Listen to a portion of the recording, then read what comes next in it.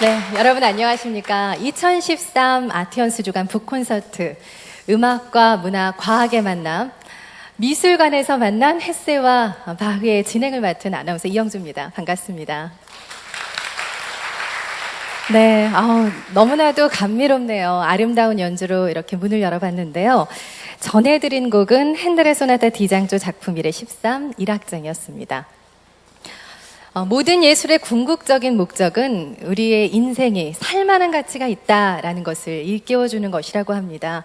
또 그것이 예술가들에게는 가장 큰 위안을 준다고 하는데요. 오늘 이 시간은 여러분이 사랑하시는 독일의 대문호 헤르만 헤세와 또 그가 사랑했던 작곡가 바흐의 만남을 통해서 음악과 문화, 과학의 이야기를 한번 나눠보려고 합니다. 더불어서 아름다운 연주도 마련되어 있으니까 기대하셔도 좋을 것 같습니다. 자, 벌써 나와 계시네요. 제가 한 분 한 분 소개해 드리려고 했는데 고맙습니다. 예. 자, 오늘 저와 함께 아주 유익한 이야기의 세계로 이끌어 주실 분들 소개해 드릴게요. 제일 먼저 소개해 드릴 분은 헤세의 문학을 음악적인 관점에서 해석하는 분이신데요. 어딘지 모르게 외모도 헤세와 상당히 비슷하다고 느껴지실 것 같으세요. 고개를 많이 끄덕이시는데요. 한국 헤세학회 회장까지 역임하신 분입니다. 헤세와 음악의 저자이신 전북대학교 이신구 교수님을 소개합니다. 이신구라고 합니다. 네, 고맙습니다. 자, 그리고 두 번째로 소개해드릴 분은 과학의 시각으로 음악을 이해하시는 분인데요. 음악과 과학의 만남의 저자이신 영산대학교 구자연 교수님을 소개합니다. 반갑습니다. 네. 자, 마지막으로 소개해드릴 분은 미리 연주로 만나보셨죠? 너무나도 아름다운 연주 전해주신 듀오 ANU의 바이올리니스트 김명 선생님, 그리고 기타리스트 김정렬 선생님 두 분께 큰 박수 부탁드립니다. 저도 좀 앉겠습니다. 네. 이곳 이응로 미술관에서 만나는 헤세와 바흐, 참 낭만적이라는 생각이 드는데요. 여러분들 그러신가요? 예, 감사합니다. 자, 오늘 이 시간은 헤르만 헤세의 문학과 또 그의 삶과 문학 작품 속에 녹아있는 음악의 세계를 한번 여행해 보고요. 또 그가 특히나 사랑했던 작곡가 바흐도 만나보도록 하겠습니다. 현대를 사는 우리에게 이 헤세와 바흐 어떤 의미로 다가올 수 있을까요? 함께 그 답을 찾아보는 것도 좋을 것 같습니다. 여러분들 청소년 시기에 아마 헤르만 헤세 작품 한두 편쯤은 읽어보셨을 것 같으세요. 데미안이나 수레바퀴 아래서 또 지와 사랑이라는 제목으로 저는 읽었었는데 요즘은 나르치스와 골드문트라는 제목으로 발간이 되죠. 그런 책들이 정말 고민이 많고 방황했던 그런 청소년 시기를 지혜롭게 극복할 수 있도록 위안도 주고 도움도 주었던 책이라는 생각이 듭니다. 그렇습니다. 헤세는 분명히 소설가입니다. 그런데요, 부록의 그 늦은 나이에 시작한 그림으로 무려 3,000여 점의 수채화 작품을 남긴 화가기도 했었고요. 오늘 제목을 보시면 아시겠지만 헤세는 클래식 음악에도 상당히 조예가 깊었습니다. 저는 이렇게 다재다능한 헤세가 조금 부럽기도 한데요. 어찌 보면은 20세기의 다빈치가 아닌가 그런 생각이 들 정도예요. 이신구 교수님. 네. 이렇게 다재다능한 헤세, 우리가 이해하는데 어디서부터 시작하면 좋을까요? 예, 우리가 알고 있는 헤세는 시인이면서 소설가죠.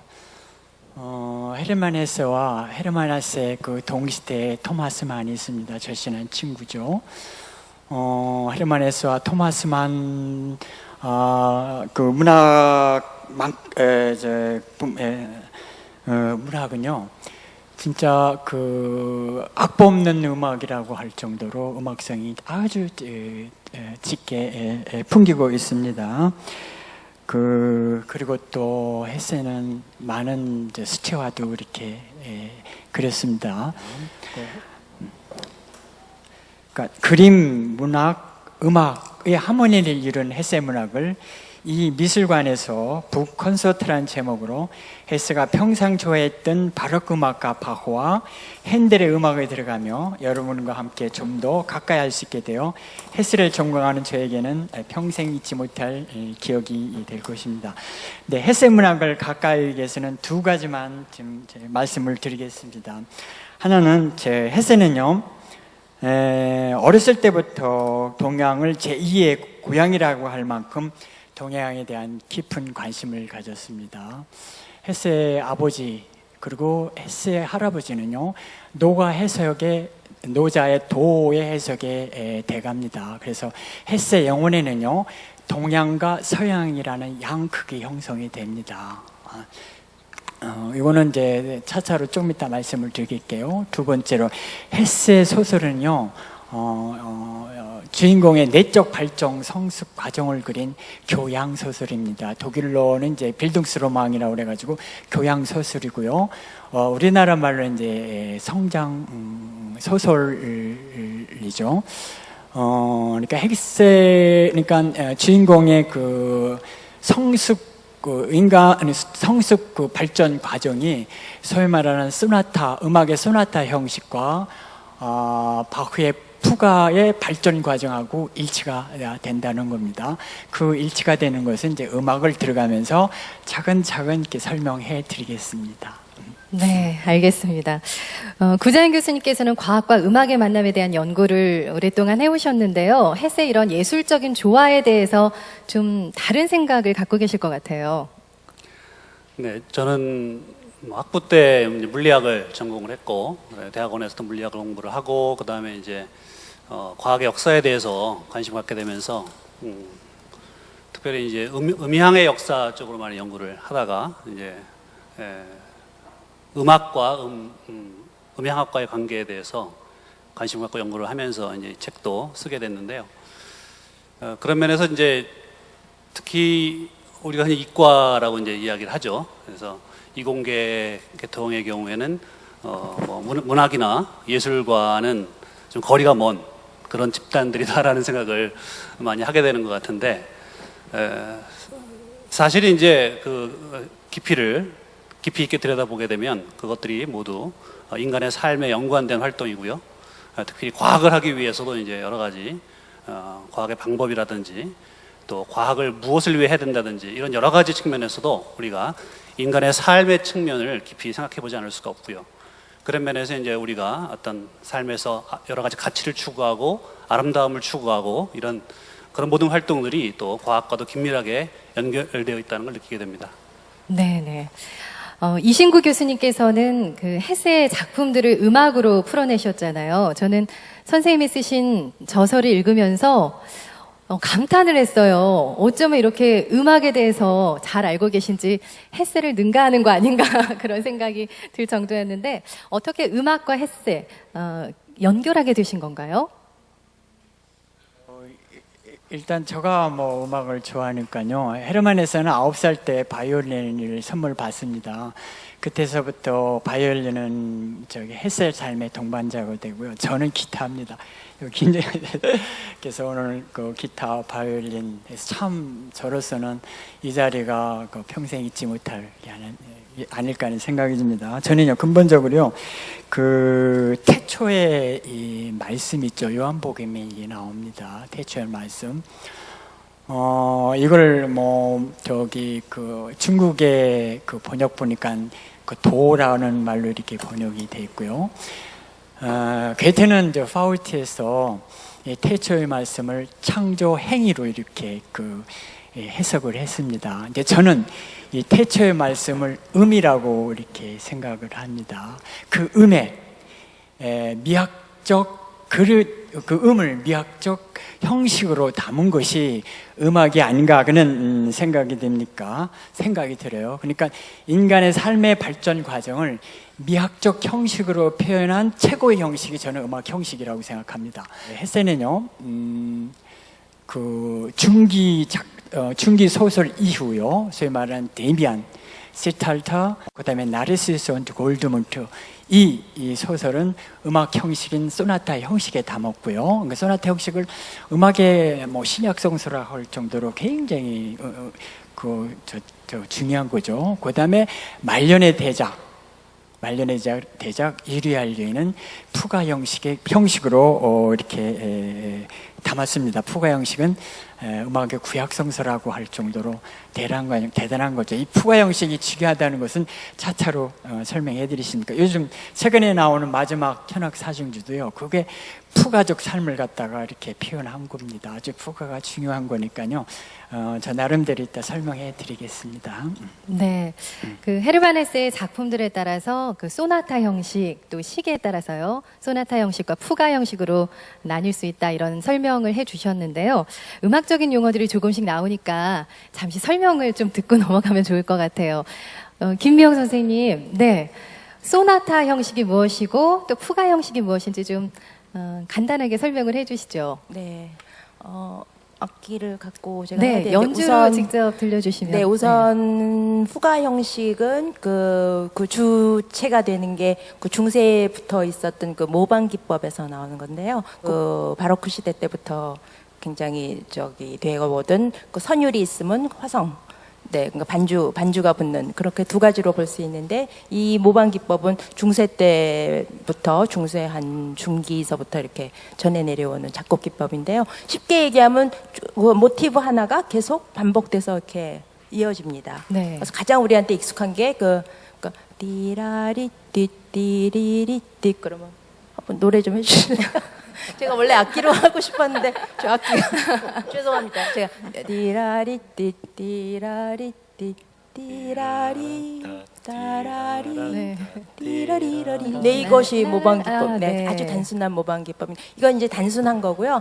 때로는 그 모티브를 줄이기도 하고 늘크기도 하고 뭐 거꾸로 가기도 하고 이런 거를 해가지고 이제 더 아주 최고로 완성한 것이 후가라고 이렇게 볼 수 있겠습니다.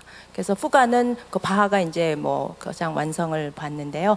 굉장히 얼뜬 보기에는 매우 복잡하고 사실 연주하기에도 매우 힘든데 매우 과학적이고 논리적이고 또 그 안에 굉장히 아주 이친구 교수님께서 책에서 말씀하신 경건성 뭐 이런 게 깃들어 있기 때문에 정말 불후의 명작들이고요. 제가 바이올린으로 잠깐 설명을 드리겠습니다. 네, 고맙습니다.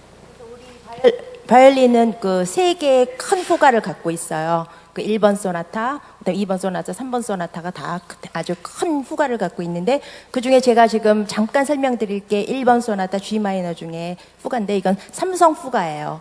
그래서 처음에 주제가 한 번 나오고 그다음에 대답이 한 번 나오고 또 한 번 주제가 나와서 이걸 삼성 후가라고 합니다. 일단 그 주제를 한번 들어보실게요. 제가 처음에 주제 대답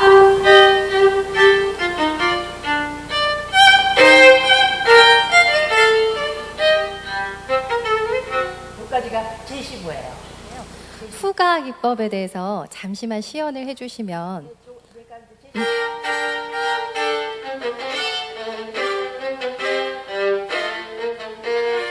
여기까지가 스트레토인데요. 아까 띵딴딴 띠떠떠 띠거가 띠떠떠 띵떠떠 띵떠떠 하면서 계속 이렇게 압축돼서 나오는 거를 스트레토라고 부르겠습니다. 네, 그래서 보시다시피 멜로디적인 악기로 이렇게 그 오르간 같이 그런 화음된 그 연주를 해야 되기 때문에 바이올린으로서는 굉장히 어려운 게 후가 연주라고 보겠습니다. 그래서 코다가 되면은 나중에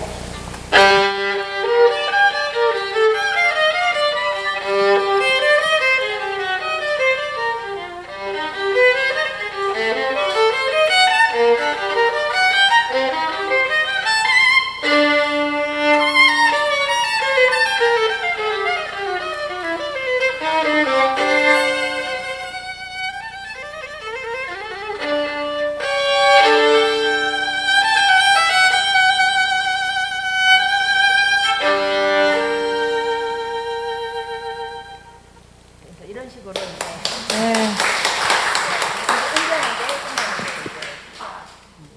네네. 너무 시연을 잘해주셔서요. 다시 한번 박수 보내주시고요. 네, 시간 관계상 저희가 다음 질문으로 좀 넘어가야 할 것 같습니다. 자, 오늘은 특히 헤세 뭐 여러 작품들이 있습니다만 여기 오신 분들은 모두 헤세의 작품을 좋아하시는 분들이시겠죠. 어떤 작품을 가장 좋아하셨는지 궁금한데요. 헤세의 인생관이 집대성된 마지막 역작이죠. 유리알 유희에 대해서 자세하게 좀 얘기를 나눠볼까 합니다. 이 책을 혹시 읽어보셨는지요? 상당히 어렵더라고요. 최근에 다시 읽어봤습니다만 그렇게 쉬운 책은 아니었는데 2400년이라는 그 미래 시점에서 풀어내는 이야기가 상당히 종교적이기도 하고 음악적이고 철학적이고 그런 내용들을 담고 있는데요. 이 교수님, 네, 그림이 멋지죠. 유리알 유희가 어떤 작품인지 간략하게 좀 소개해 주시겠어요? 일단 유리알리는 이제 푸가 구조로 되어 있는데요. 지금 선생님께서 바이올린으로 아주 멋있게 푸가라는 게 뭔가 이렇게 좀 간단하게 연주를 했어요. 사실 푸가는 다성음악이라고 하죠. 굉장히 민주적입니다. 이렇게요. 이제 그 테마가 이제 각 성부에서 이렇게 돌려가면서 이렇게 해요. 근데 소나타 형식은 주제가 딱 두 개입니다. 포스트 테마하고 세컨드 테마요. 그리고 이 세컨드 테마는 포스트 테마를 이렇게 보조해주는, 그러니까 포스트 테마에 엄청난 폭발적인 힘이 있죠. 그래서 이 소나타 형식 같은 경우 영웅의 탄생, 황제의 탄생할 때는 기가 막히게 딱 맞습니다. 기가 막히게 딱 맞죠. 근데 푸가 같은 경우는 그 굉장히 민주적입니다. 그러니까 다성 음악이라고 하죠. 이렇게 골고루 이렇게요. 그러니까 예를 들어서 그 시간 그냥 그 마지막 사중조를 제가 잠깐 설명해드리려고 그랬더니 그냥 넘어가야 되겠습니다. 그걸 푸가로 하면은 푸가가 어떤 건지 딱 이렇게 오거든요. 그러니까 음악으로 듣는 거하고 문학의 스토리텔링으로 이렇게 전달되는 것이 많이 다릅니다. 근데 아무래도 시간 관계상 그냥 넘어가겠습니다. 그리고 제가 이제 이렇게 대강 문학적인 푸가 전개라든가 이런 거는 이제 어떻게 설명을 해드리겠습니다. 일단 유리알 유희는요, 그 유리알 유희라는 헤세의 유토피아적 이념을 유리알 유희라는 헤세의 유토피아적 이념 실제로 존재하는 것이 아닙니다. 하나의 유토피아죠. 그러니까 도열명의의 무릉도원 그런 것도 있고요. 요즘 엘리지움이라는 거 있죠. 엘리지움 영화도 나오는데 굉장히 패러디해서 나오는 듯해요. 사실 엘리지움은요, 베토벤하고 베토벤 9번 교향곡 텍스트인 독일의 고전지를 완성한 실러죠. 실러가 생각하는 그러한 일종의 유토피아입니다. 엘리지움이요. 그러니까 착한 사람이 사는 곳이죠. 그 착한 사람이 사는 그 고대는 모든 구분이 없습니다. 가진 사람, 안 가진 사람, 적과 흑, 양반, 상놈, 그냥 모두가 형제가 된다는 그는 유토피아죠. 헤르메데스도 마찬가지입니다. 이 유리알리도 유토피아인데요. 이거 참 설명하기가 무척 어렵습니다. 저도 잘 모르겠습니다. 이거요. 그러니까 유리알리는요, 헤세가 2400년경에 이렇게 행해질 일종의 유토피아입니다. 미래소설이에요. 단지 유리알리는 어떤 거다 할 때 파이프 오르간으로 이렇게 설명을 합니다. 파이프 오르간. 제가 파이프 오르간을 좀 띄우려고 했는데, 바로크 시대에 파이프 오르간을 띄우려고 했는데 그렇지 못했습니다. 근데 에르만 헤세는요, 이 유리알리의 창시자를 바스티안 페로트라는 어떤 창작 가상인물을 이렇게 냈습니다. 세바스티안이죠. 바흐를 얘기합니다. 바스티안 페로트가 이렇게 쓴 소위 말하는 대입법 이론을 이렇게 보면요, 대입법 이론을 보면 이건 바흐입니다. 단지 페로트는 뭘로 이렇게 하는 오선 보표 있죠. 오선 보표와 음표 대신에 어린이용 주산 있죠. 설사줄에다가 거기에다가 색깔과 형태가 다른 그런 구슬을 이렇게 해놓은 겁니다. 그래서 음악과 여러 가지 다른 그 학문, 예술, 종교 모든 것을 이렇게 연결시켜 주는 겁니다. 지금 우리가 이거 하는 것도 유일하고 이렇게 생각을 하는 겁니다. 일종의 상상력, 일종의 이제 즉흥곡 연습이라고 하겠죠. 그러니까 때로는 뭐 그러니까 유리알은 글라스페어렌이라는 글라스페어렌 유리알이에요. 그러니까 뭐 그 캐톨릭에서 묵주를 굴린다든가, 그 다음에 그 스님들이 염주를 굴리는 거를 또 연상해도 이렇게 됩니다. 하여튼 그런 유토피아적인 거예요. 자, 그러면 유리알류의 명인이 되려면요 반드시 필요한 게 하나 있습니다. 하나는 연주를 할 줄 알아야 됩니다. 연주를요. 그러니까 그 유리알류의 원어가 글라스페어렌 슈필입니다. 슈필은 연주예요. 연주를 못하면 대가가 그 유리알류를 할 수가 없습니다. 연주를 해야 되고 또 하나는 명상을 해야 됩니다. 명상. 그러니까 이제 그 명상을 통해 가서 그 뭐라 그럴까 음악을 연주를 하면요 기가 막힌 경건성과 순고성이 이렇게 내재져 있죠. 그러면 이 2400경에 행해질 유리알류는 어떤 악기로 연주하느냐라면 파이프 오르간입니다. 파이프 오르간이요. 그러니까 파이프 오르간은 2단에서부터 6단까지 있고요. 음전을 조절할 수 없는 스톱이라는 게 있습니다. 엄청난 음색이 저기 한번 띄워야 되는데요. 그 다음 밑에 페달음이 있습니다. 그러니까 신의 음성을 이렇게 전해주는 최상의 악기입니다. 악기 중의 왕이죠. 악기 중의 왕. 그러니까 태초의 말씀을 연주를 하는 것이 유리알류입니다. 태초에. 그러려면 어떤 악기를 사용해야겠습니까?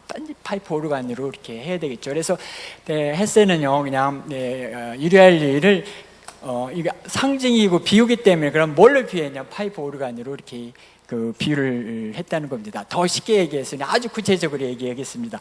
유리알류는 뭐냐 하면 지금 우리가 유리알류를 하는 거죠. 그러니까 처음에 이제 주제가 바흐죠.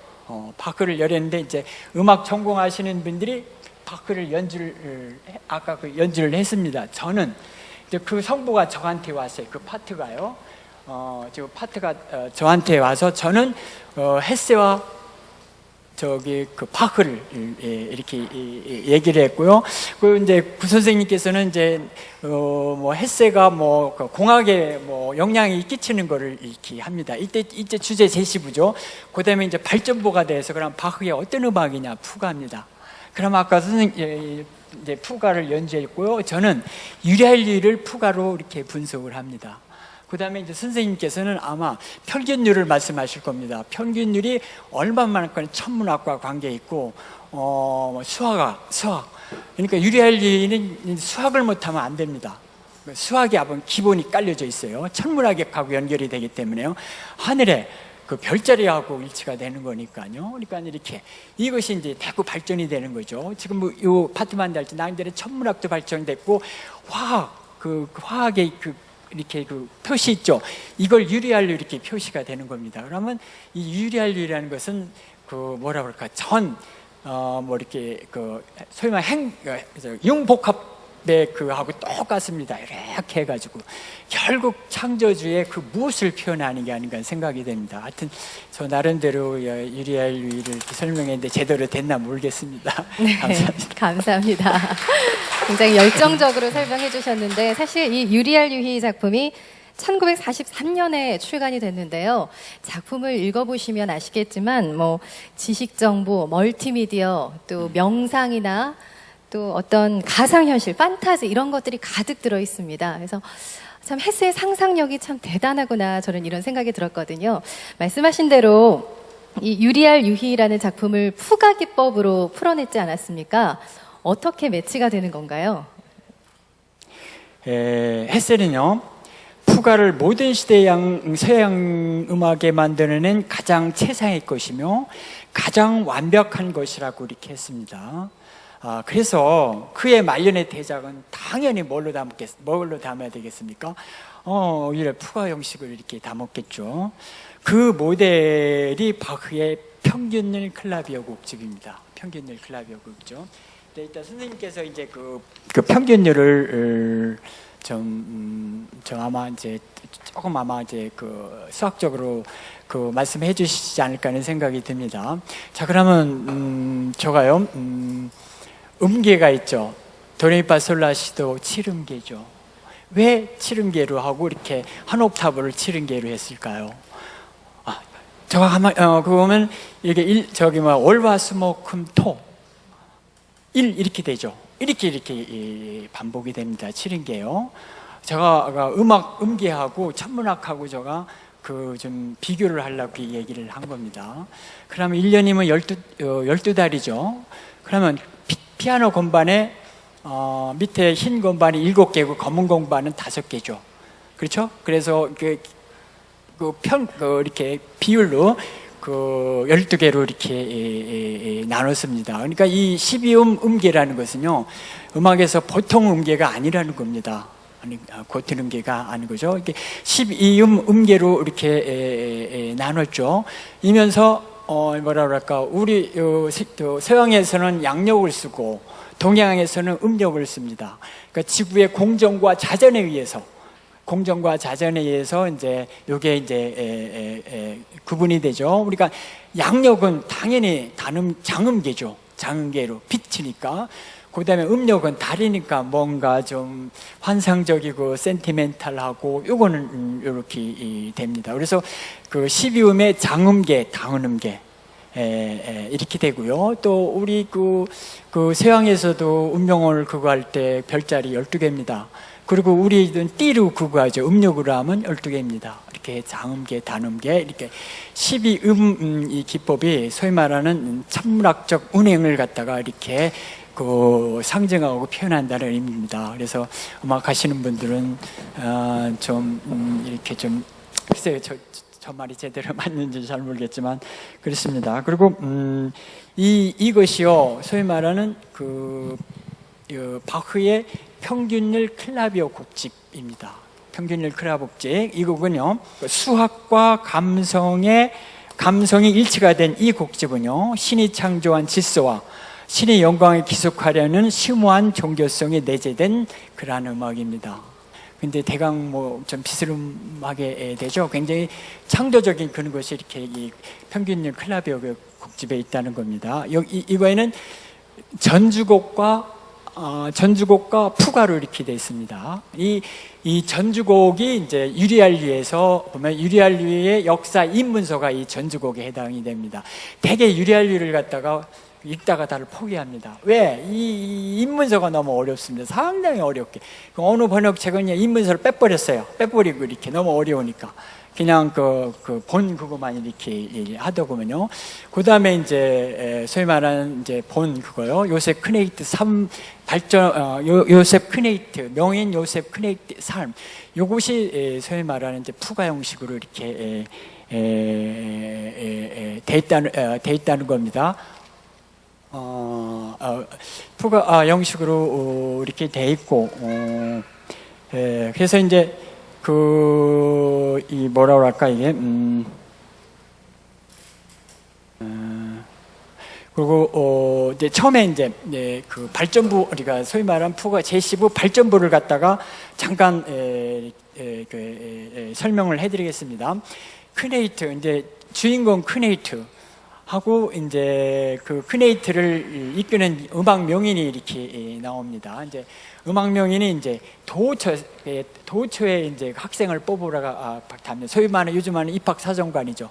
입학사정관인데 이 입학사정관인데 필히 뭐를 할 줄 알아야 음악을 할 줄 알아야 됩니다. 말로 이렇게 뭐 하는 것이 아니라 철두철미하게 음악으로 합니다. 외국간에 유리알 유희, 클라스피아노 슈피리 연주기 때문에 그렇습니다. 그래서 음악 명인은 소위 말하는 클라비오, 이 클라비오는 피아노 죠. 하여튼 클라비오로 이렇게 하고, 그 다음에 그 주인공 크네히트는요 바이올린으로 이렇게 합니다. 그러면서 이제 그 푸가를 연주를 해줘요. 같이 뭐 그 주선율 대선율 해가지고 이렇게 쭉쭉 이렇게 전개해 나갑니다. 하면서 음악 명인이 네가 앞으로의 삶의 발전 과정이 푸가 형식하고 똑같다랍니다. 1인 형식으로 전개된다고 이렇게 함합니다. 그러면서 이제 이제 그 크네이트가 이제 뽑히는 거죠. 뽑혀가지고 저기 카스탈련이라는 일종의 정신적 소국가 유토피아죠. 거기로 갑니다. 소위 말하는 쉽게 얘기하면 요즘은 수도원 대학이라고 생각합니다. 여기에서 이제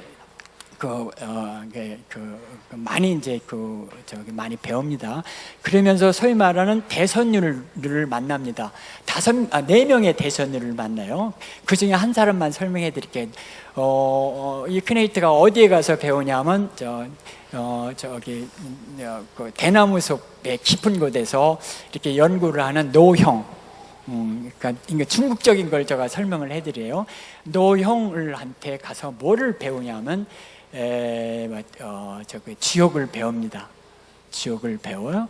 그러면서 지옥을 배우면서 이제 유리알리하고 이제 연관이 됩니다. 그래서 그때 크네이트는 주선율이 되고 그 대선율은 그 노형이 이렇게 됩니다. 그래서 이제 중국적인 걸 이렇게 완벽하게 이렇게 수용을 하게 됩니다. 그래서 나중에 유리알리 대가가 됩니다. 이렇게요.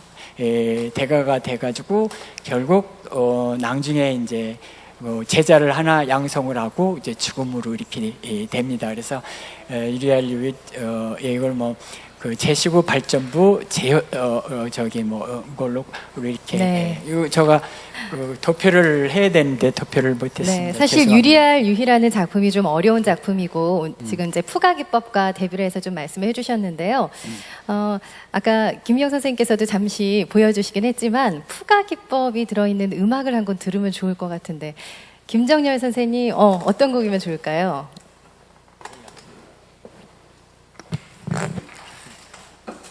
저희가 같이 연주를 할 건데요. 아까 보셨듯이 그 후가가 하면 한 10번 이상, 15분 정도 이렇게 혼자서 막 저걸 해가지고 너무 길고 그래가지고 모방 기법으로 된 핸델 소나타 2악장을 저희가 연주하겠습니다. 그래서 저희가 잠깐 설명을 드릴게요.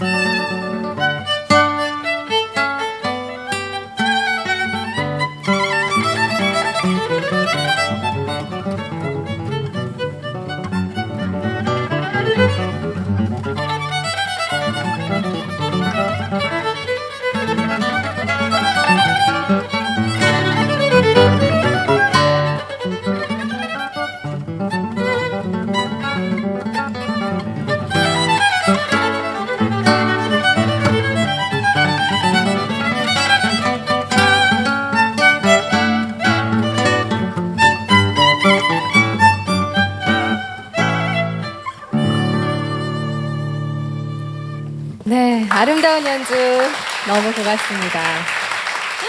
감사합니다. 끊임없이 대화가 이어지는 것 같은 느낌이기도 하고 계속 뭐 뒤쫓아가는 그런 모습도 연상이 되는데요. 좋은 연주 고맙습니다. 이 유리알 유이라는 작품은 1946년에 노벨 문학상을 받게 되는데요. 아직까지도 뭐 전 세계인들의 사랑을 많이 받고 있는데 이 교수님, 유리알 유희라는 작품이 왜 그렇게 중요한 작품으로 평가를 받는 걸까요? 유리알류 헤세의 유토피아적 개념이요 영원한 현재가 되는 거죠. 옛날 헤세 때도 그렇고 지금도 그렇고 유리알류의 이념도 소위 말하는 그 푸가 그것이 그 마지막 사중주라는 그러한 위대한 그런 작품도 이렇게 만들어 내고요. 근데 혹시 이제 푸가 기법이 이제 선생님이 이제 자세히 연주해 주시면 해줬지만요. 조금 더 이제 좀 아시고 싶으면요. 현악 사중조, 그러니까 푸가 기법이라는 바흐의 그 사중조로 되어 있습니다. 그러면 그게 네 사람이 이렇게 하기 때문에 그 주제가요. 네 사람이 이렇게 돌려가는 게 이렇게 눈으로 보입니다. 지금은 그 뭐 건반악기라면 건반악기 한 사람이 네 선부를 다 타출해야 되니까 듣는 사람은 좀 헷갈리죠. 그렇지만 이렇게 현악 사중절이 될 때는 주제가 이렇게 돌아가고 그 다음에 이제 나머지는 그 대선율로서 주제에 굉장히 아름다운 화음을 줍니다. 굉장한 화음을 주죠. 그래서 유리알리가 굉장히 중요하지 않은가 하는 생각을 합니다. 네, 이 유리알 유희는 독일이 나치가 독일에서 한참 세력을 펼쳤을 그 당시부터 집필을 하기 시작해서 한 10년에 걸쳐서 집필을 했는데요. 그 당시 그 헤세의 시대적인 상황에서의 그 고민과 또 해답을 찾아가려는 그런 의미들이 아마 이 책에 담겨져 있지 않나 저는 그런 생각이 들었습니다. 헤세의 마지막 소설인 이 유리알 유희를 또 바흐의 마지막 역작인 푸가 기법으로 풀어냈다는 그 사실 자체만으로도 저는 굉장히 큰 의미가 있다라는 생각이 드네요. 구자연 교수님 오래 기다리셨습니다. 교수님께서는 음악을 듣기를 참 좋아하시게 생겼어요. 죄송합니다만. 네. 과학자들도 이렇게 음악이나 문학을 통해서 어떤 영감을 얻는다거나 또 실제로 연구 성과를 낸다거나 그런 경험이 있으십니까? 그렇죠. 우리가 뭐 요즘에 봤을 때는 뭐 과학과 음악이라고 하는 것이 별로 연관이 없는 것처럼 그렇게 여겨지고 있지만 사실 역사적으로 추적을 해보면 아까 이신구 교수님께서도 말씀하셨듯이 태초에 말씀이 있었다라고 했을 때 그게 이제 원어로는 로고스인데요. 말씀이 그 로고스가 뭔가 아까 이제 음이다 이렇게 말씀하셨는데 또 음이기도 하고 또 말씀이기도 하잖아요. 그렇다면 결국 인류 역사상 가장 먼저 존재했던 것이 무엇인가라고 하는 걸 들여다보게 되면 음악이고 또 이야기였습니다. 그죠? 그래서 사람들이 모이면 뭔가 스토리를 만들어서 저녁에 모닥불 앞에서 어른들이 들려주는 이야기를 재밌게 들으면서 문학이 탄생한 것이고 또 흥이 났을 때 그것을 음악을 통해서 표출을 하고 또 여러 가지 의례를 행한다든지 이런 걸 통해서 음악이 원초적인 시대부터 발전을 했습니다. 뿐만 아니라 이제 과학 또한 같은 시기에 발생을 하게 되는데요. 결국 인간이 이 자연 환경 속에서 살아남기 위해서 뭔가 생존을 위한 지혜가 필요했고 그런 측면에서 이제 자연의 질서를 알아가야 될 필요가 있었던 것이죠. 가장 먼저 발생하게 됐던 과학이 바로 그런 의미 하늘의 천체들의 운행을 통해서 시간의 흐름을 파악하는 것이죠. 결국 인간이 농경 생활을 하게 되면서 뭔가 주기적인 그런 계절의 변화, 언제 홍수가 나고 날씨가 따뜻해지고 추워지고 하는 그러한 변화의 주기를 통해서 이제 어떤 자연의 질서를 파악을 하고 그것을 가지고 달력을 이제 만들게 되는 것이죠. 근데 그러한 어떤 그 자연의 주기라고 하는 것이 이제 음악에 표현이 되어 있습니다. 그래서 지금 우리가 푸가 형식에 대해서도 좀 얘기를 했었는데 뭔가 어떤 하나의 테마를 가지고 그것이 또 모방이 되는 듯하면서 또 변주가 되고 조금씩 그 자연이라고 하는 것이 일정한 질서를 가지고 있으면서도 또 조금씩 달라지는 그러한 또 모습들을 보이게 되는데요. 결국 과학자들은 그러한 어떤 자연의 질서를 파악하는데 골몰을 하게 되고요. 그런 어떤 탐구 활동의 연장선상에서 이제 우리가 또 음악도 생각할 수 있고 문학도 생각할 수가 있습니다. 그런 면에서 사실 이러한 분야들이 서로 원초적으로 분리됐던 것이 아니고 동일한 사람들에 의해서 또 서로 연관을 가지고 추구됐던 것인데요. 이제 19세기까지만 해도 사실 거의 그런 성격이 강했습니다. 특히 서양 세계의 경우에서는 이러한 세 분야에 상당히 주의가 깊었던 그런 사람들이 다 공존을 했었고, 그러던 것이 이제 20세기에 들어오면서 전문화가 가속화되고 그런 과정에서 이제 뭐든지 한 분야에 깊이 어떤 전문 지식을 갖춘 사람만이 인정을 받는 그런 식으로 바뀌다 보니까 그런 바뀐 것을 이제 우리나라는 접하게 됐단 말이죠. 서양의 것들이 들어오게 된 것이. 그런 바뀐 것들이 들어오다 보니까 거의 우리 문화권에서는, 대한민국에서는 그런 어떤 통합된 형태의 그러한 것들을 체험을 못하고 있기 때문에 최근에 들어와서 이제 뭐 통섭이니 융합이니 하는 그러한 것들이 아주 뭐 새로운 그러한 어떤 트렌드인 것처럼 다가오긴 하지만 사실 서양의 역사를 놓고 보면 그건 과거로의 회귀라고 볼 수 있습니다. 서양에서는 지나친 전문화가 가져온 그런 폐단을 해소하기 위한 그런 수단으로서 다시금 이제 그런 인문학과 예술과 과학기술을 융합시키는 그러한 노력들이 새로운 어떤 창조력의 큰 발산을 일으킬 수 있는 그런 수단으로 관심을 끌고 있는 것이죠. 네. 우리가 지금 이응로 미술관에서 바흐와 헤세에 대한 이야기를 나누고 있습니다만 사실 헤세가 좋아한 작곡가가 바흐만 있는 건 아니었거든요. 쇼팽, 모차르트, 뭐 핸델, 슈만 많은 작곡가들을 좋아했는데 특히 그 중에서 바흐를 가장 사랑했다고 합니다. 그런 만큼 가장 사랑했던 곡이 있지 않을까 싶은데요, 이 교수님. 그 모차르트 음악을 통해 가지고 이제 헤세는 위기를 극복해서요, 바흐를 통해 종교의 경지대에 들어갑니다. 헤세는 바흐 음악을 기도 자체라고 생각하기 때문에 그 음악에서 경건성과 하나님을 만나게 됩니다. 순환곡과 칸타타와 같은 합창곡을 들으면서 죽어서 음악이 되어 고난으로부터 홀홀 날아 하나의 도와 하나가 되고 싶다고까지 이렇게 얘기를 했습니다. 토카타에서는 피치 형성과 창조의 과정을 연상해 오르간 연주라는 종족 색채가 짙은 그런 종교시를 쓰기도 했습니다. 오늘 간단하게 아마 감상할 브란덴부르크 협주곡 5번은요, 협주곡을 듣고 헤세가 얘기한 건 간단하게 설명해 드리겠습니다. 침체가 되었던 나의 감각과 사고가 지금 이 시간에는 매우 활발해졌고 용감해졌습니다. 이 곡에서는 우울함과 용감성 등 명랑성이 매우 다정하면서 적절하게 서로 투쟁하고 싸우고 있습니다 라고 이렇게 얘기를 했습니다. 헤세는 이 곡에서 실전에서 오는 깊은 고독과 우울함과 내향성이 심해서 다시 우주적이고 신적 질서로의 귀환하려는 투쟁을 감지해서 자신의 영혼이 정화되었다고 이렇게 얘기를 했습니다. 이 브란덴부르크 협주곡 들을 때 굉장히 용감하고 용감하다는 것만 느끼면 됩니다. 아마 1악장을 잠깐, 3악장은 푸그 형식으로 되어 있습니다. 네네. 자신의 영혼이 정화되었다고 느끼는 그 곡 브란덴부르크 협주곡을 저희가 잠시 영상으로 준비해봤습니다. 함께 감상해 보겠습니다.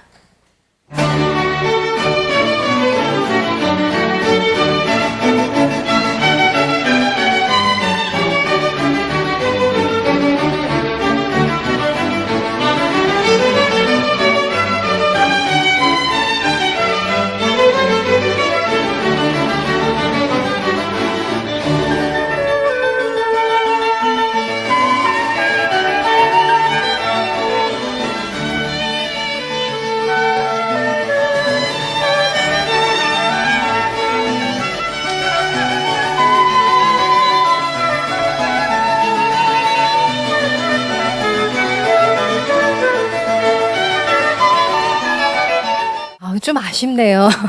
네, 비록 영상이긴 했지만 그래도 이곳 미술관에 가득 채우는 선율들의 향연이 참 아름답죠. 예.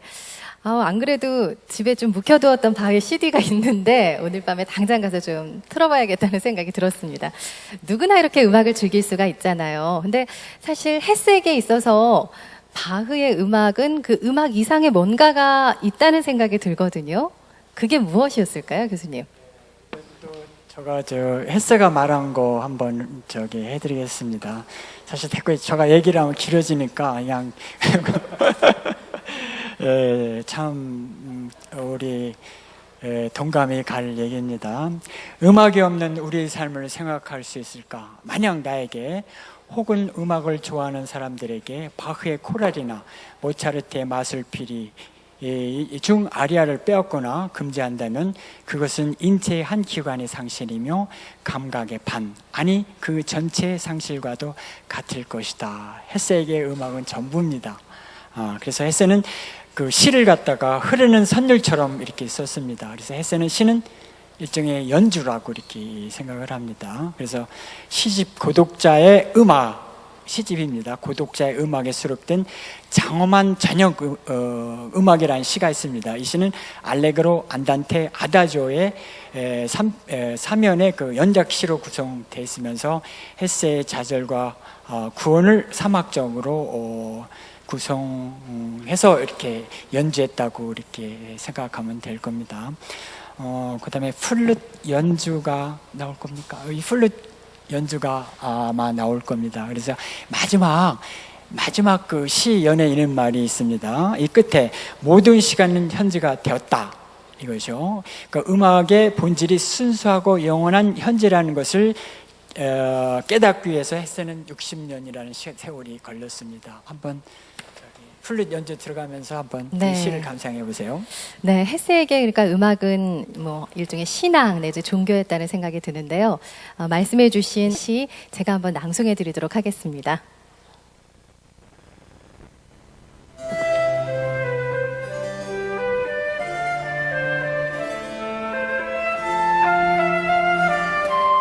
플룻 연주. 밤의 수풀과 나무 사이에 서 있는 집 한 채. 창 하나 희미하게 빛나고 있고 그곳 보이지 않는 공간에서 플룻 연주자 한 사람이 서서 플룻을 불고 있었다. 그것은 옛날부터 잘 알려진 노래로 밤속으로 매우 즐겁게 흘러갔다. 마치 모든 땅이 고향인 것처럼, 마치 모든 길이 완성된 것처럼. 그것은 그의 호흡 속에 게시된 세계의 신비스러운 의미였으니 기꺼이 마음을 다해 헌신했고 그리고 모든 시간은 현재가 되었다.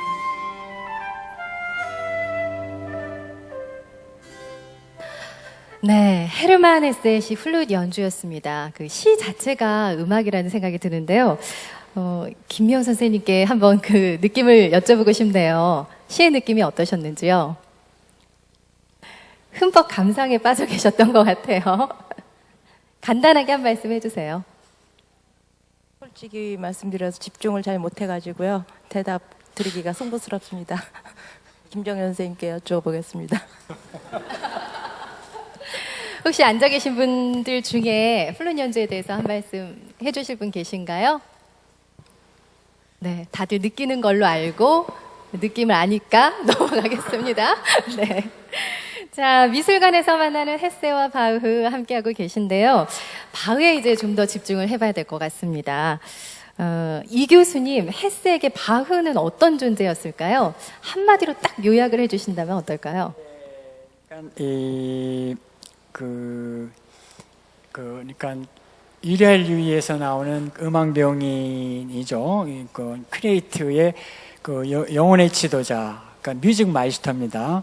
이 사람만 명칭을 부여하지 않았어요. 왜냐하면 음악의 상징이며 음악의 화신이고 음악 자체이기 때문에 그렇습니다.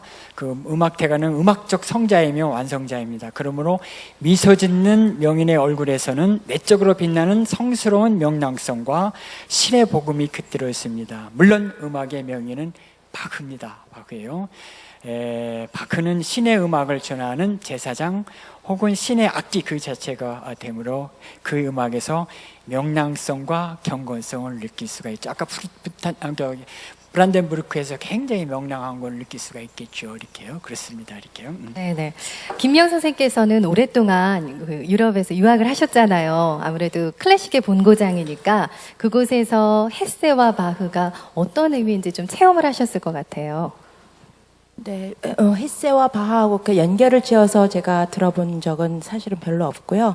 헤세 같은 경우는 이제 그 반나치를 운동을 했기 때문에 독일권에서도 상당히 늦게부터 이렇게 사랑을 받기 시작했고 불어권에서는 많이 읽혀지지는 않고 있어요. 그렇지만 저 개인적으로는 뭐 나르치스와 골트문드 저도 청소년 시절에 읽어서 굉장히 저 개인적으로는 친분을 많이 갖고 있는데 그래서 헤세어 바하하고 연결해서는 그렇게 그 흔한 주제는 아니라고 알고 있고요. 그 바하 따로는 뭐 그 유럽의 그 본고장이기 때문에 그 모든 사람들의 그 삶에 침투되어 있는 게 바하가 아닌가 싶어요. 뭐 부활절이면 마태순환고 여기저기서 연주하고 또 크리스마스가 되면 크리스마스 오라토리오 바하 연주. 그래서 굉장히 그 일상생활에 깊이 침투되어 있는 게 바하의 음악이 아닌가 싶습니다. 네, 우리 김정년 선생님께서는 그 기타를 가지고 바로크, 뭐 바흐를 비롯한 바로크 음악 연주하는 걸로 굉장히 유명하시잖아요. 네. 유명한지는 모르겠어요. 유명하셔요. 네. 그런데 특별히 이렇게 바로크 음악을 좋아하시는 이유가 있으신지 궁금해요. 네, 바로크 음악은 일단 선율이 좋다라는 그런 감성에만 의존하지 않고 굉장히 이성적인 그 수학적인 그런 것을 토대로 해서 그런 감성을 끌어내기 때문에 그것이 바로크 음악의 매력 중에 하나인 것 같고요. 또 하나는 제가 잠깐 기타를 가지고 잠깐 설명해도 예, 그럼 더 좋죠. 선생님께서는 특별히 8연 기타를 쓰시거든요.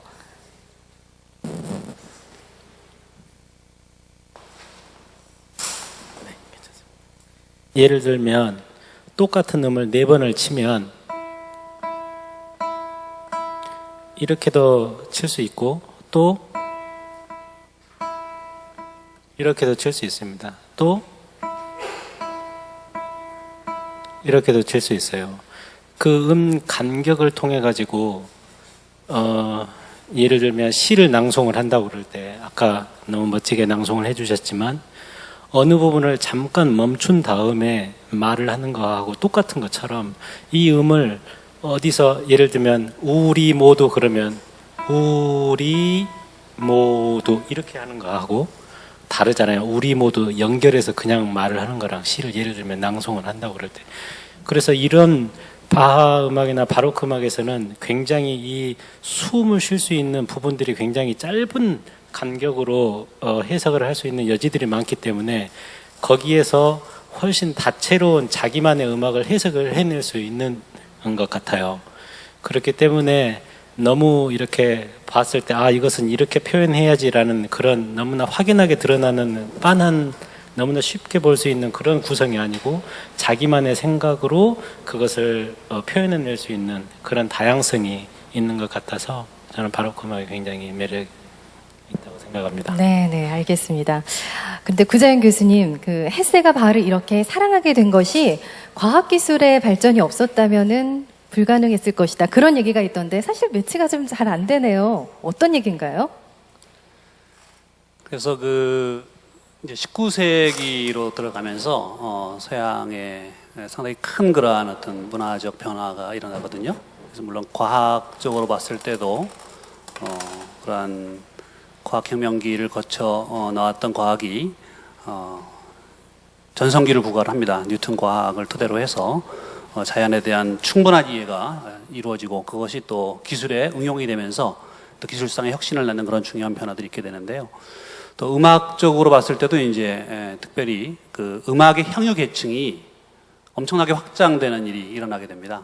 그래서 그 이전까지는 음악이라고 하는 것이 왕족이나 귀족 같은 특권층의 어떤 향유 문화였다고 한다면 19세기로 들어오면서부터는 그 계층이 중간 계급을 뛰어넘어서 보다 이제 일반인들에게까지 돈만 있다면 얼마든지 음악회에 가서 음악을 듣고 또 감상할 수 있는 그뿐만이 아니라 이제 재력이 있는 그런 사람들은 피아노를 구입을 한다든지 악기를 구입한다든지 해서 그 집에서 이제 직접 그것을 연주를 하면서 또 즐기는 그러한 문화가 크게 융성을 하게 됩니다. 그래서 딸들이 있는 집안이면 어느 집안이든지 다 음악을 시켜서 집에서 연주를 시키고 자랑하는 그런 것이 하나의 중요한 어떤 집안의 그런 전통이 되는 그런 것들을 볼 수가 있고요. 그런 식의 이제 음악의 대중화가 활발하게 이루어지면서 뭐 악보가 이제 그 악보 인쇄라든지 이런 것도 크게 어떤 그 인쇄 산업의 큰 하나의 발전을 낳게 되기도 하고요. 그 다음에 이제 그 악기의 발전, 그 악기의 어떤 개발과 개선, 그리고 그것의 대중화 이런 거 활발하게 이루어지거든요. 그래서 피아노 같은 경우도 이제 여러 가지 뭐 댐퍼 같은 것들이 더 잘 만들어진다든지 해서 더 크고 확실한 소리를 내고 또 끊을 때 확실히 끊고 하는 그런 식의 기술들이 아주 탁월한 수준으로 높아지고 뿐만 아니라 또 대중화, 그러니까 대량 생산이 가능해지면서 한 회사에서 뭐 100개밖에 생산 못했던 그런 피아노를 갑자기 뭐 10년 지나면 뭐 10,000대를 생산한다든지 이런 식의 폭발적인 그러한 어떤 생산성의 향상 이런 것들이 있으면서 그러한 어떤 음악의 대중화를 더욱더 확산을 시키게 됩니다. 뿐만 아니라 또 음악을 어떤 누리는 방식에서도 상당히 또 변화가 일어나는데요. 그 이전 시대를 들여다보게 되면은 주로 연주되는 음악이라고 하는 것들이 그 당대 음악가들의 작곡한 것들이 주로 연주가 되었거든요. 살아있는 음악가들이 만든 곡들이 주로 연주되는 것이 일반적인 그러한 행태였는데 19세기 들어오면서 이제 그것이 오늘날 우리가 좀 더 친숙한 방식, 즉 옛날에 아주 유명했던 그런 대가들의 작품들이 다시 부활 이렇게 되면서 그것들이 이제 연주되는, 그때 이제 가장 주목을 받았던 것이 바로 바흐입니다. 그래서 19세기에 바흐는 이미 살아있지 않았지만 그 바흐의 곡이 크게 레퍼토리를 형성을 하면서 널리 연주가 되었고요. 특별히 이것이 이제 그 파이프 오르간의 발전에 크게 기여를 하게 됩니다. 아까 유리에서도 파이프 오르간이 상당히 중요한 악기로 등장을 했는데요. 그런 식으로 그 엄청나게 정말 큰 규모의 멋진 악기가 출현하게 되는 그러한 과정에서도 그 바흐의 곡이 널리 연주되기 시작을 하면서 그 이전까지는 이제 파이프 오르간이 좀 국가적 특성을 갖는 그런 악기였던 반면 그 레퍼토리가 공유되면서 이제 전 유럽이 동일한 형태의 그러한 파이프 오르간을 공유하는 그런 식으로 발전한 것을 볼 수가 있습니다. 네, 네. 그러고 보면 인간의 역사라는 것이 각 영역들의 그 장점들을 서로 받아들이면서 계속 이렇게 변화되고 발전해 나가는 게 아닌가 싶은데요. 자, 제가 여러분께 퀴즈 하나를 좀 내볼까 하는데요. 잘 맞춰주세요. 저희가 흔히 바흐를 이렇게 부릅니다. 무엇일까요? 죄송합니다. 여러분들 수준을 제가 너무 뒤떨어진 질문을 드린 것 같아요. 맞아요.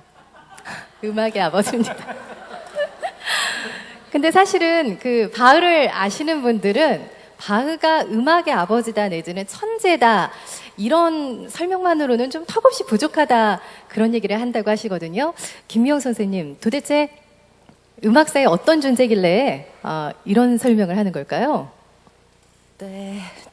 바하 그러면 음악의 아버지는 뭐 당연한 거고요. 그 바하라는 그 단어가 독어로는 시냇물인데 그 베토벤이 바하는 시냇물이 아니고 큰 바다다 뭐 그랬을 정도로 이제 바하는 그 누구에게도 이제 커다란 존재인데 보통 바하를 조금 그 겉으로만 알면 참 진부하다, 뭐 굉장히 접근하기 어렵다, 뭐 또 옛날 그 후가의 대가기 때문에 후가만 작곡한 걸로 알고 있는데, 물론 그 르네상스의 전통을 이어서 그 옛 방식을 완성을 했음과 더불어서 굉장히 시대에 앞서갔던 분이에요. 그래서 이분 덕분에 아까 말씀드렸던 후가의 발전부가 발전이 되어 그야말로 발전이 되어가 소나타 폼이 완성이 되었고, 그 아들인 필립 엠마누엘 바하랑 조세프 하이든과 모차르트에 의해서 소나타 폼이 완성. 그래서 시대에 앞서갔던 사람이고, 바하는 여행을 많이 안 했지만 그 시대의 흐름에서 굉장히 잘 꿰뚫고 있었어요. 그래서 바로코의 중심지는 사실은 이탈리아거든요.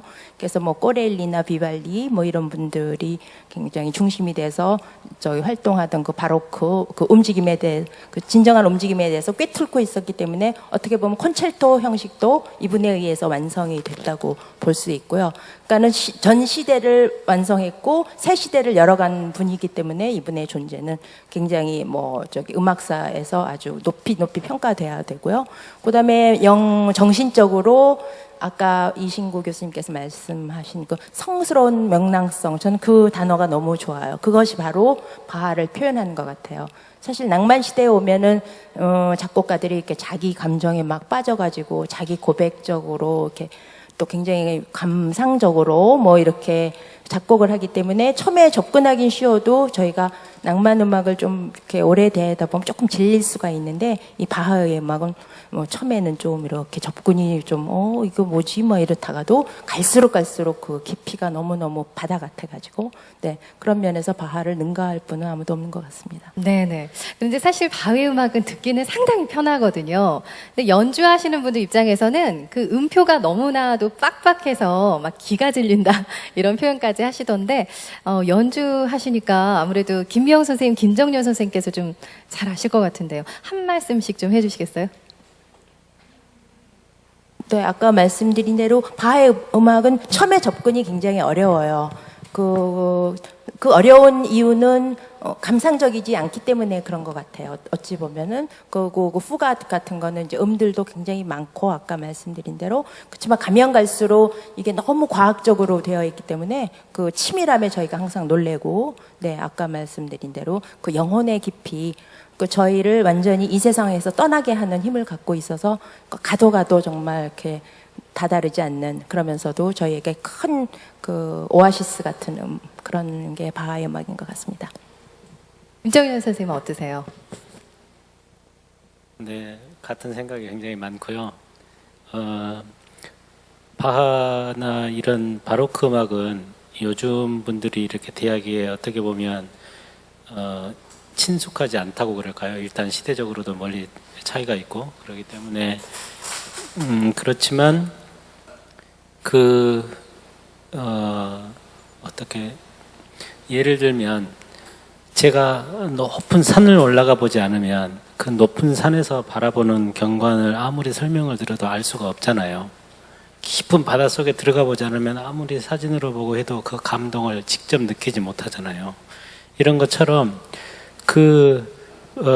바하에 대해서 정말 그 사람이 생각하고 했었던 것을 공부를 통해서 그냥 이렇게 들어서만 보다는 더 아는 만큼 느끼고 볼 수 있기 때문에 그것을 알면 굳이 이렇게 뭐 어떻고 이렇게 한 설명에 대해서 없을 정도로 너무나 정말 위대하고 정말 큰 영향을 끼친 인물을 생각합니다. 네, 갑자기 그 바흐의 토카타와 푸가라는 곡 생각이 언뜻 났는데요. 처음에는 잔잔하다가 바이올린 선율이 막 어지럽게 펼쳐지잖아요. 아, 그래서 그렇게 기가 꺾일 만큼 힘드시구나. 약간 이해가 됐습니다. 어떻게 보면은 그렇게 어려운 것들을 쉽고 아름답게 풀어냈으니까요. 우리가 아름답게 또 편안하게 느끼니까 그게 또 바흐가 우리에게 남겨준 선물이 아닌가 또 그런 생각도 드는데요. 상당히 위대한 작곡가인 이 바흐. 하지만 그에 못지않게 중요한 작곡가라는 평가도 받고 있는데 이게 과학적으로 어떤 특별한 이유가 있는 건지 구자연 교수님. 네. 그래서 바흐의 곡에 대해서 뭐 지금 쭉 많은 이제 설명이 있었지만 매우 수학적이고 과학적이다라고 하는 면에서 탁월하다 그렇게 평가할 수가 있습니다. 특별히 이제 우리가 흔히 뭐 모차르트의 음악이 머리 좋아지는 음악이다 해서 한때 막 어린애들한테 아기들한테 막 들려주는데 막 선풍을 일으키고 그랬었는데 머리 좋아지는 음악으로 따지면 바흐가 최고가 아닐까 싶습니다. 왜냐하면 어떤 하나의 그 주제를 주고 그다음에 그것을 모방을 해서 반복을 해주면서도 또 변형을 계속 시키게 되거든요. 그래서 음의 길이라든지 음의 색이라든지 아니면 음의 높이라든지 이런 것들을 변형을 시키는데 마구잡이로 변형시키는 것이 아니라 어떤 수학적 법칙에 의거해서 변형을 시켜나가기 때문에 아기들은 그런 패턴을 되게 좋아하거든요. 그런 걸 통해서 사실 또 머리가 개발되는 것이고요. 그렇기 때문에 이제 자연스럽게 몰입을 하면서 귀를 기울이게 됩니다. 그런 걸 통해서 사실 수학을 할 수 있는 그러한 어떤 머리가 혹은 과학을 할 수 있는 머리, 뭐 다른 학문 분야도 다 마찬가지겠습니다만은 어떤 논리성이라든지 법칙을 찾아내는 그런 능력이라든지 이런 것들이 개발될 수 있는 그런 훌륭한 음악을 바흐가 만들었다고 할 수가 있겠는데요. 특별히 이제 조율하는 면에 있어서도 바흐의 평균율 클라비어 곡집이 아주 유명한데요. 이 평균율이라고 하는 것이 하나의 이제 조율 방식입니다. 그래서 어떤 음계를 만들 때 그 음들의 배치를 어떻게 할 것인가라고 하는 그런 문제가 되겠는데요. 오늘날 우리가 이제 널리 쓰고 있는 방법이 바로 평균율이죠. 그래서 하나의 옥타브를 12계단으로 나누는 방식이거든요. 근데 그 12계단이 똑같습니다. 간격이. 그래서 하나의 옥타브는 이제 과학적으로 보게 되면은 진동수가 2배입니다. 그래서 낮은 음이 440Hz면 한 옥타브 위면 880Hz가 되는 것이죠. 그런 식으로 이제 2배의 진동수를 갖는 한 옥타브 사이의 음을 12등분을 하는 것이죠. 그래서 12번을 같은 간격으로 곱하면 2가 되어야 되는 것이죠. 그래서 2의 12분의 1승, 과학적으로 얘기하면 한 계단이 2의 12분의 1승이 되는 그런 간격으로 이제 분할하는 것이 평균율인데요. 오늘날 이제 이 평균율이 아주 보편적으로 사용되고 있습니다만, 과거로 들어가 보면 평균율 말고도 다양한 그러한 조율 방법들이 있었어요. 그래서 고대부터 따져보면 이제 피타고라스의 조율부터 시작을 해서 그것은 이제 기본적으로 5도를 기본으로 하죠. 그래서 2대 3의 비를 갖습니다. 진동수가 2대 3의 비를 갖는 5도를 기본으로 해서 거기에 이제 음을 하나씩 쌓아나가는 방식으로 해서 하나의 옥타브를 구성을 하게 되거든요. 그런 식으로 하게 되면 이제 상당히 조화로운 그런 음을 들을 수 있지만, 문제는 그런 방식으로 해서 한 옥타브를 완전히 깔끔하게 채우지를 못하기 때문에 약간씩의 음의 이동이 필요합니다. 그걸 이제 정률이라고 얘기를 합니다. 그래서 정률을 시켜서 한 옥타브를 채워넣게 되는데, 옛날에는 뭐 순정률이라든지 뭐 가온정률이라든지 그런 여러 가지 방법들이 사용되었고, 특별히 이제 바흐 시대에 와서는 이 좋은 정률이라고 하는 well temperament라고 얘기하는데요. 그래서 원래 이제 우리가 알고 있기는 뭐 평균율 클라비오 곡집을 알고 있습니다만은, 사실은 원 제목이 평균율이 아니고 좋은 정률이거든요. 그래서 well tempered 클라비오 이렇게 돼 있거든요. 그래서 바흐가 썼던 거는 우리하고는 약간 다른 그러한 좋은 정률에 의한 곡을 썼고, 그것이 얼마나 좋은가라고 하는 것을 사람들에게 설득적으로 보여주기 위해서 아주 아름다운 곡들을 많이 만들게 된 것입니다. 네. 음악을 잘하시는 분들은 수학과 과학에도 탁월한 재능이 있으신 것 같습니다. 네. 뭐 아시다시피 아까 태교 음악 얘기도 하셨지만, 바흐의 음악은 치료 효과가 있다는 얘기 많이 들어보셨을 것 같아요. 특히 우울하거나 화가 났을 때 바흐 음악을 들으면 상당히 도움이 된다고 하는데요. 이런 것도 혹시 과학적으로 설명이 가능한 건가요? 그렇죠. 음악이 우리의 마음을 참 편안하게 해주지 않습니까? 그래서 편안하게 해주는 이유는 아까 말씀드렸던 것처럼 그 어떤 반복되는 그러한 패턴이 있어서 그것을 이제 듣다 보면 우리 어떤 흐트러졌던 마음이나 복잡했던 생각들이 차분하게 이제 정리될 수 있는 그러한 마음의 상태로 바뀌게 되는 것이죠. 특별히 이제 이 음악은 매우 수학적인 분야고 또 시간의 과학이라고 할 수가 있거든요. 그래서 어떤 음들의 길이를 어떻게 배치할 것인가라고 하는 것이 상당히 중요한 문제고, 그 다음에 이제 음 높이는 이제 결국 진동수에 의존하기 때문에, 진동수가 높아지면 즉 같은 시간 동안에 많은 진동이 있게 되면 높은 음이 나는 것이고, 진동수가 낮아지면 이제 낮은 음이 나는 것인데요. 그 진동수의 비율을 어떻게 맞추냐에 따라서 화음이 될 수도 있고 불협화음이 날 수도 있습니다. 근데 이제 우리가 듣는 음악에는 그러한 화음들이 많이 배치가 돼 있고, 또 그건 너무 또 지루하니까 또 불협화음을 중간중간에 또 집어넣게 되거든요. 그래서 협화음과 불협화음이 어떤 패턴을 가지고 이게 또 나아가면서 우리의 어떤 느슨해졌던 그러한 사고를 다시 일깨워주기도 하고요. 따분했던 그런 일상의 어떤 그런 또 새로운 생각, 창의적인 아이디어 이런 것들이 도출되기도 하기 때문에 그런 면에서 이제 그러한 어떤 심리 치료적 효과가 일찍부터 주목을 받았고, 음악 치료라고 하는 것이 상당히 오랜 역사를 가지고 있습니다. 그래서 음이 왜 이렇게 아름다운가라고 하는 거에 대해서 19세기의 대과학자인 헬르몰츠가 그것을 해명하려고 하는 그런 노력을 일찍이 경주해서 음향학 분야에서도 이제 대가인데, 그 대단한 음향학의 성과가 이제 음악으로부터 나왔다, 그렇게 얘기할 수도 있습니다. 네. 헬르몰츠는 뭐 물리학자고 생리학자고 뭐 그렇게 알고 있었는데요. 구체적으로 어떤 과학적인 원리를 밝힌 건가요? 그래서 우선 우리가 듣는 소리가 참 다양한데요. 크게 나눠서 소리는 소음과 악음으로 나눌 수 있습니다. 소음이라고 하면 이제 우리가 듣기 싫은 소리라고 이야기를 하고, 악음은 참 듣기 좋은 소리라고 생각을 하는데, 그럼 왜 듣기 싫고 왜 듣기 좋은 걸까요? 그것은 어떤 규칙성의 차이인 것이거든요. 그래서 소음이라고 하는 것이 어떤 규칙성을 갖지 않는 그런 소리일 경우에 듣기에 거슬리는 것이고, 악음이라고 하는 것은 이제 일정한 규칙성을 가지고 우리에게 들려오게 됩니다. 근데 악음이라고 하는 것도 이제 두 가지로 나눠지거든요. 하나는 복합음이고 하나는 순음입니다. 그래서 보통 우리가 듣는 대부분의 악기 소리는 다 복합음이거든요. 근데 우리가 주변에서 듣기는 좀 어렵지만 순음이라고 하는 게 있습니다. 그것은 여러분이 흔히 생각하는 그 사인파 있죠.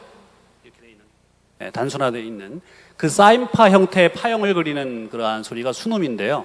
소리굽새 아시죠? 그 소리굽새에서 나는 소리, 혹은 사이렌 소리, 이런 것이 이제 순음이라고 할 수가 있는데, 어떻게 보면 상당히 좀 단조롭고 좀 기계적인 소리이지만 그 순음들이 여러 개가 모여서 한꺼번에 울릴 때 그게 복합음이 되는 것입니다. 보통 우리가 듣는 악기에서 나는 소리가 그런 복합음인데요.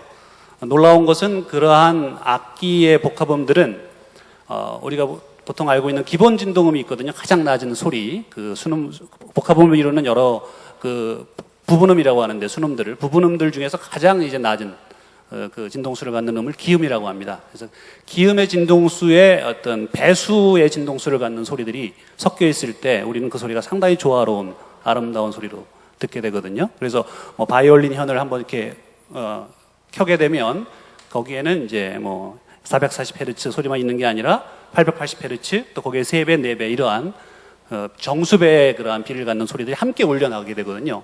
그것이 함께 이제 우리 귀에 들어오면 상당히 아름다운 그러한 소리로 들리게 되는데, 그래서 헬름홀츠는 이제 그런 것들을 다 이제 수학적으로, 과학적으로 규명을 해내고요.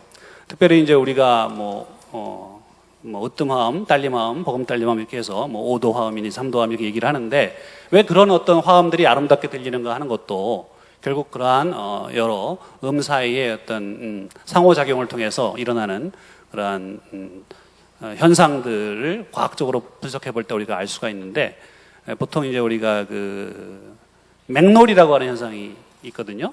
진동수가 비슷한 두 개의 음이 함께 울리게 되면 피아노 뭐 그 바이올린 그 현 같은 거를 약간 조율을 잘못해가지고 이렇게 동시에 두 개를 울리게 되면 막 웅웅웅 하면서 들리는 게 이제 그 맥놀이라고 하는 건데, 그 맥놀이 때문에 결국 이제 협화음이 만들어지지 않는다라고 하는 게 헬름홀츠의 주장이에요. 그래서 그 맥놀이가 부분음 사이에서 적게 일어나게끔 만들어주는 것이 바로 이제 우리가 알고 있는 그런 대표적인 협화음들이라고 하는 것이죠. 그래서 이런 식으로 이제 우리가 어떻게 그 소리 감각이라고 하는 것을 아름답게 느낄 수 있는가라고 하는 것을 과학적으로 해명했다고 하는 면에서 상당히 헬름홀츠가 선구자였고, 오늘날의 뭐 전자 피아노 이런 것들도 다 그런 헬름홀츠 이론에 입각해서 네. 만들어져 있습니다. 네네. 우리가 과학적인 시각으로 음악을 한번 진단을 해봤는데요. 아름다운 선율을 한번 또 들으면 어떨까 싶습니다. 김미영 선생님 어떤 곡 준비하셨어요? 저희가 지금 평균율 얘기를 했기 때문에 네. 평균율은 원래 근데 클라비어이기 때문에 피아노가 지금 없어서 그 평균율 1번 C장조를 군호가 그것에 의해서 영감을 받아서 작곡한 아베 마리아를 저희가 연주하겠습니다. 네. 네. 큰 박수로 청해서 감상해 보겠습니다.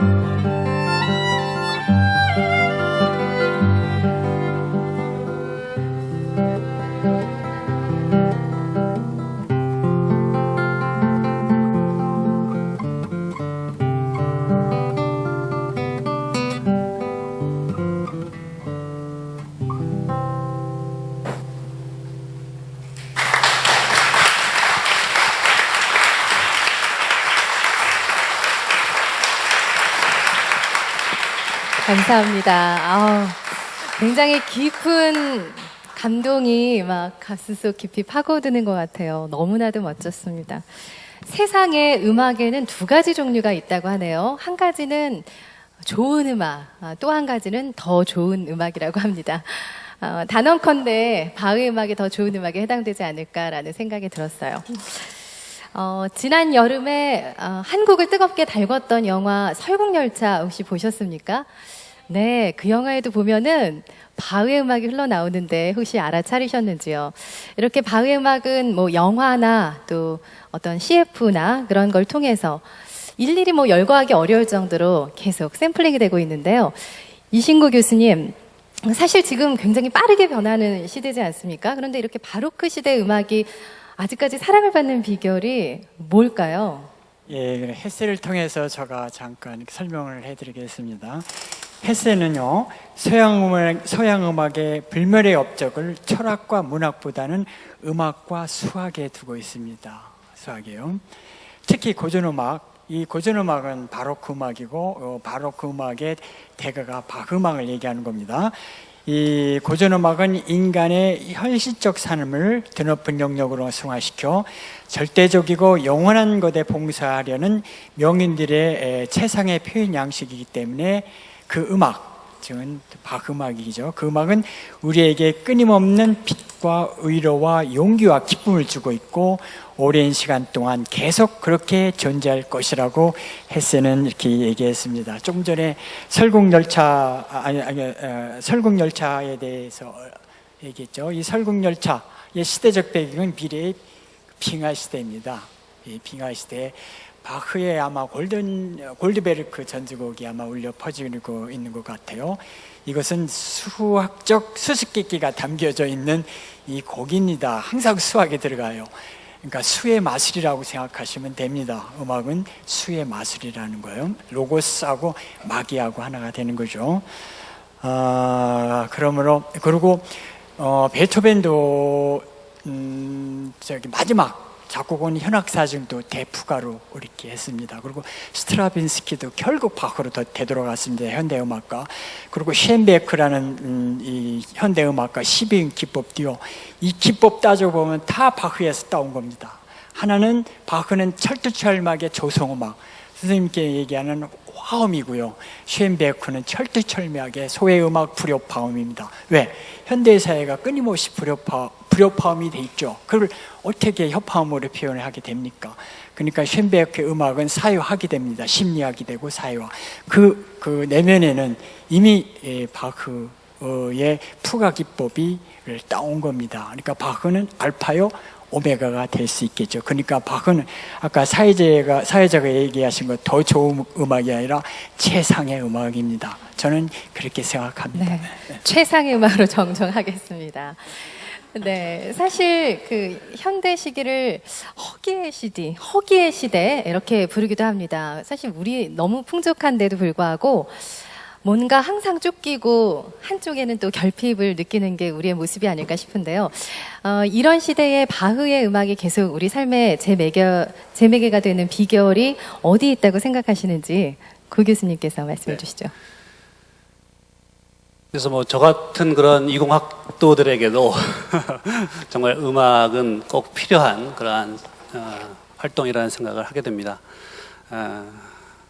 특별히 이제 우리 어린 학생들에게 공부에 찌들고 입시에 찌들고 한 그러한 상황에서 정말 영혼의 양식이 될 수 있는 그러한 음악들이 필요하지 않은가 그런 생각을 합니다. 이과 문과 구분도 없애겠다 그렇게 이야기를 하는데 예체능 구분도 없애서 모든 학생들이 정말 음악을 학교에서 이렇게 배우고, 사실 우리가 그 그림은 읽어야 된다고 이야기를 하잖아요. 그림을 물론 딱 봤을 때 누구나 다 감상할 수 있는 것이기도 하지만 어떻게 읽어야 되는가라고 하는 걸 알고 볼 때 더 많은 것을 우리가 볼 수가 있듯이 저는 음악도 역시 읽어야 된다 그렇게 생각을 합니다. 특히 클래식 음악 같은 경우엔 어떻게 이것을 우리가 감상을 해야 될지에 대해서 좀 방법을 알고, 이것이 어떤 테마고, 이것이 반복되는 거고, 이것이 어떻게 변주되는구나라고 하는 거를 좀 배운 다음에 그거를 이제 감상을 하게 되면 훨씬 더 쉽게 깊이 있게 즐길 수가 있는데, 사실 그런 교육을 받을 수 있는 곳이 거의 없지 않습니까? 그런 면에서 이제 우리가 학교에서부터 그런 교육들이 좀 충만하게 좀 이루어지면 훨씬 더 우리의 삶이 풍요로워지고 정말 세계를 선도할 수 있는 그런 어떤 문화 국민으로서 성장할 수 있지 않을까, 그런 생각을 하게 됩니다. 네, 정말 교수님 말씀에 동감입니다. 오늘 이렇게 아름다운 음악과 또 말씀을 듣다 보니까 시간이 많이 흘렀네요. 네. 마지막 질문은 두 분께, 두 연주자님들께 드리고 싶은데요. 연주자로서 바흐를 누구보다도 가까이 접하시니까요. 이 시대에 바흐가 우리 삶에서 어떻게 해석이 되고 적용이 되면 좋을지 한 말씀씩 좀 부탁드릴게요. 네, 일단 저희 연주자로서 바하의 음악은 저희 모두가 정말 다 공부해야 되는 그건 당연한 건데요.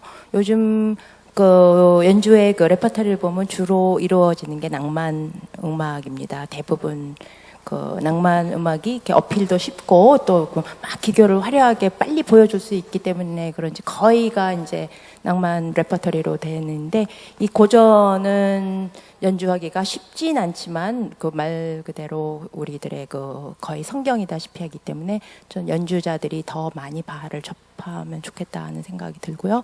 그리고 일반인들에게도 바하 음악을 접하면, 저도 요즘 그 바하 헤세와 음악을 준비하면서 계속 평균율, 그 에드빈 피셔 그가 굉장히 헤세가 좋아했던 피아니스트인데 그분이 치시는 평균율을 계속 듣고 있는데, 듣고 있으면 정말 이 발이 지상에 머물지가 않아요. 계속 제 영혼이 이렇게 떠올라가지고, 네, 그런 체험을 제가 하고, 그건 정말 그런 몽상적인 게 아니고 굉장히 건강한 그런 기분인 것 같아요. 그래서 많은 분들이 바하 음악을 저렇게 깊게 들으면서 그런 체험을 누리시면 좋겠다, 그런 생각입니다. 네, 김정렬 선생님.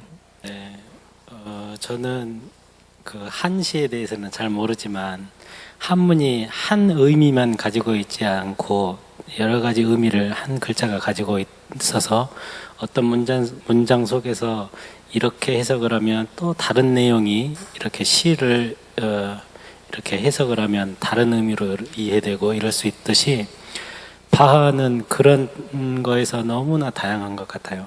그렇기 때문에 한 곡이라도 한 곡만을 가지고서라도 정말 여러 가지 색깔로 여러 가지 다른 모양의 음악을 표현해낼 수 있는 그런 가능성이 있는 것 같아요. 그래서 그런 면에서 보면 이렇게 요즘에는 항상 익숙하고 또 자주 듣는 것만 이렇게 듣고 그러지만 한 곡을 가지고 계속 새로운 음악을 만들어낼 수 있는 그런 가능성이 바하 음악 속에서는 있기 때문에 요즘에 아이들 교육도 그렇고 그런 창조적인 그런 것이라든지 이런 것은 바하 음악 속에서도 얼마든지 오히려 더 요즘 낭만 시대 음악이나 이런 것보다는 더 많은 다양성이나 창조성을 끄집어낼 수 있는 그런 음악일 것 같습니다. 네. 자, 헤세가 생전에 이런 말을 남겼다고 합니다. 인간은 각자 모두 자신의 운명을 손에 쥐고 있다. 완전히 자신의 작품이며 자신의 것인 생활을 창조하지 않으면 안 된다. 라고 했다고 합니다. 우리 모두가 이 시간을 통해서 나의 가장 아름다운 삶, 가장 아름다운 기획물로 좀 제작을 해보시면 어떨까. 그런 시간이 되었기를 소망합니다. 자, 2013 아티언스 주간 북콘서트, 오늘 미술관에서 만난 헤세와 바흐. 오늘 마지막 선물을 드리겠는데요. 유리알 유해에 보면은 단계라는 시가 나옵니다. 헤세의 마음이 잘 담겨져 있는 시인 것 같아요. 그 시를 저희가 영상으로 좀 띄워서 보내드리고요. 더불어서 김정렬 선생님의 기타 연주로 바흐의 시칠리아노 보내드리면서 저희도 인사드리겠습니다. 늦은 시간까지 함께해 주신 여러분 고맙습니다. 감사합니다. 저도 같이 연주하겠습니다. 죄송합니다. 네. 김비영 선생님과 김정렬 선생님의 연주 큰 박수로 다시 한번 부탁드릴게요. 이 단계는요, 유리알리의 시적 결론이고요. 음악의 정신이 깊이 스며 있습니다. 명랑성과 용감성. 한번 잘 음악하고 곁들여서 잘 한번 들어보세요.